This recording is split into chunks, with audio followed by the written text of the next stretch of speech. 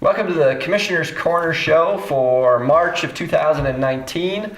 I am your county manager, Scott Vargo, and I'm joined by your three county commissioners, Karin Stiegelmeier, Elisabeth Lawrence, and Thomas Davidson. And so first and foremost, welcome to Elisabeth Lawrence, your newest county commissioner.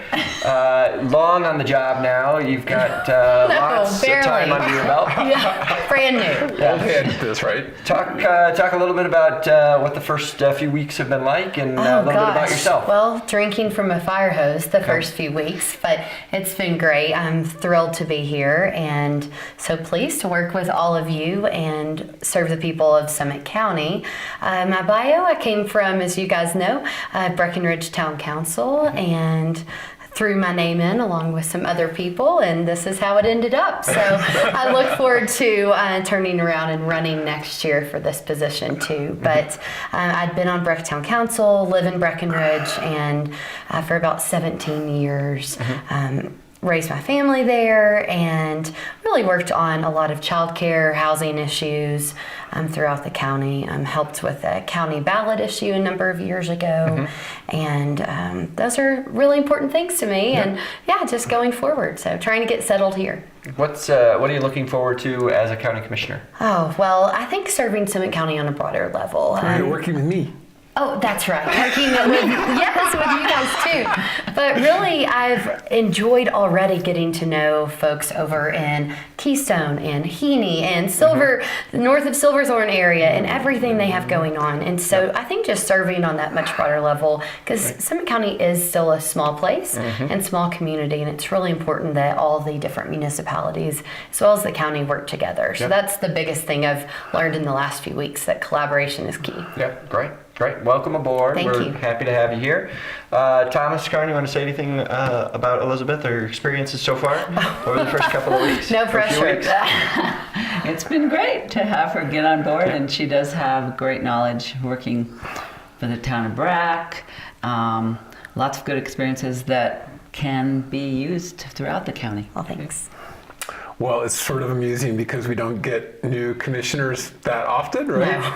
And so, like, the last time that we got a new commissioner was Dan, which was 8 years ago. So they were dusting off issues books from 2010, going, "Oh, we have some updates." And so, anyway, you've been doing a good job of onboarding yourself. Let's put it that way. Great. Well, thank you. Yes. So it's figuring out really where I need to be and who I need to be meeting with, and what is and isn't important. So that will take a little bit. Absolutely. It's been great having you on board. I will say that Elisabeth has jumped right into the middle of everything and has been doing a great job trying to get up to speed on county issues that she may or may not have been as familiar with working with the town of Breck. So it's been wonderful. All right, so from great energy. Absolutely. It's infectious. All right, so from there we want to talk about Strong Future, which is, again, what we are calling the 2018 1A ballot measure. So we're calling that Strong Future. And so that includes Wildfire, the Summit preschool program, public facilities and community facilities, mental health funding, and recycling funding. And so we're just going to run through those quickly and give everybody a bit of an update on each one of those areas. So, Karin, we're going to start with Wildfire. So each of these areas has an already established interest group that is a committee or a board giving us advice. That these are people who have a lot of expertise. So for the wildfire issues, it's the Wildfire Council giving us advice on this, and we already have a plan from the Wildfire Council that involves more money than we can possibly spend. We are grateful to the voters for supporting this. I think all of these issues are really important to our community, and will make it stronger. So for wildfire, our first effort is continuing what we did last year. And I think that effort absolutely saved us from more fires than what we experienced last year and the year before. And that is having a dispersed rec crew, Forest Service employees out on the ground doing contacts with visitors.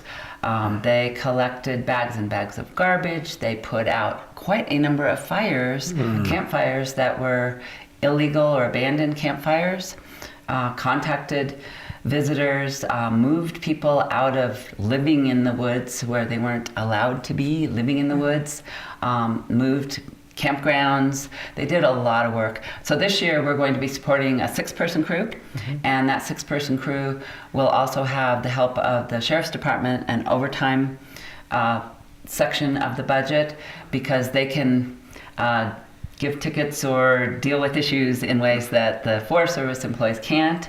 So it's a really good partnership. Then we're looking at some big projects that the Forest Service has had on the books for a long time that have gone through NEPA review, that are hazard areas with mostly dead trees. And we want to continue these cutting projects. These have been prioritized by the Wildfire Council, so they're really ready to go, but the Forest Service has had their budgets slashed and slashed and slashed.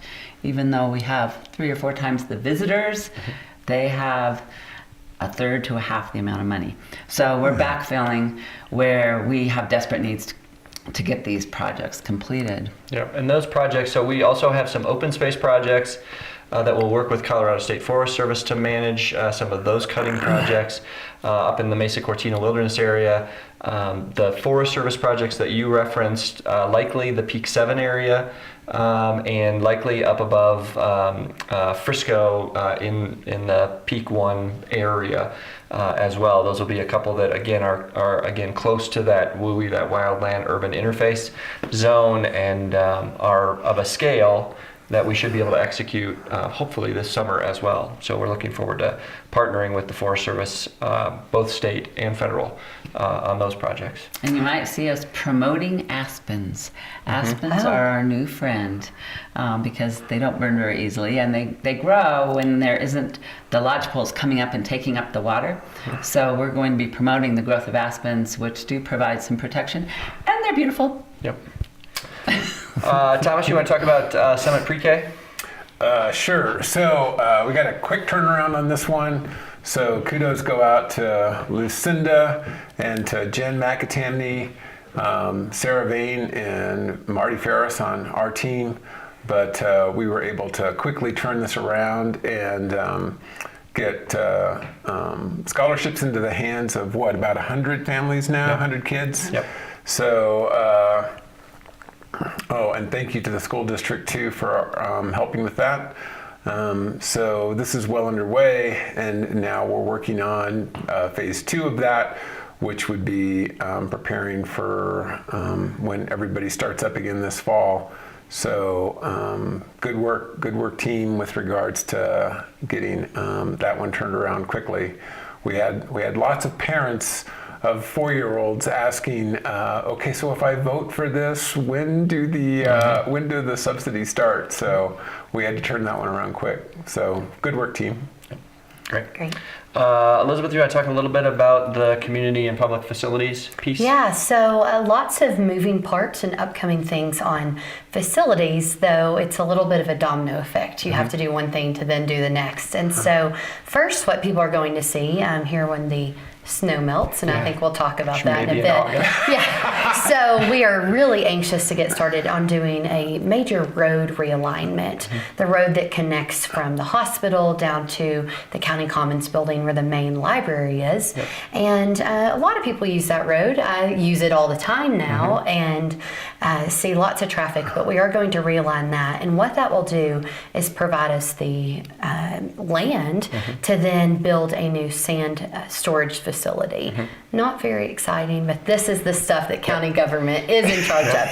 So at least it's going to be a very good looking sand storage facility. We have worked on that. So that's going to then get started after the road is done, and we'll get that, and then that will free up some other space within the County Commons area to then do the next thing and the next thing. So. And will be very appealing to the Ophir Mountain folks whose backyard is the existing That's right. sand When you salt have the building. CDOT sand truck beeping at 3 a.m., beep, beep, as they're backing up, that's going to be moved and go away. So that you're right. That'll be a great benefit. Yep, they will love that. Yes, and as Elizabeth said, there's lots of other projects in the works on the county commons that are not necessarily related to Strong Future. There will be a transit facility that, again, we're looking for funding sources for that.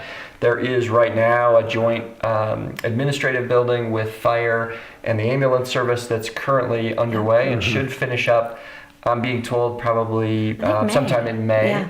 And so we're excited for that one to take place as well. And again, to continue the partnership with Summit Fire and EMS. So, all right, Thomas, let's go to you and talk about recycling. Oh, okay. The main thing that we're working on right now is trying to identify the exact location down in the Silverthorne area or the north end of the county for a new collection facility.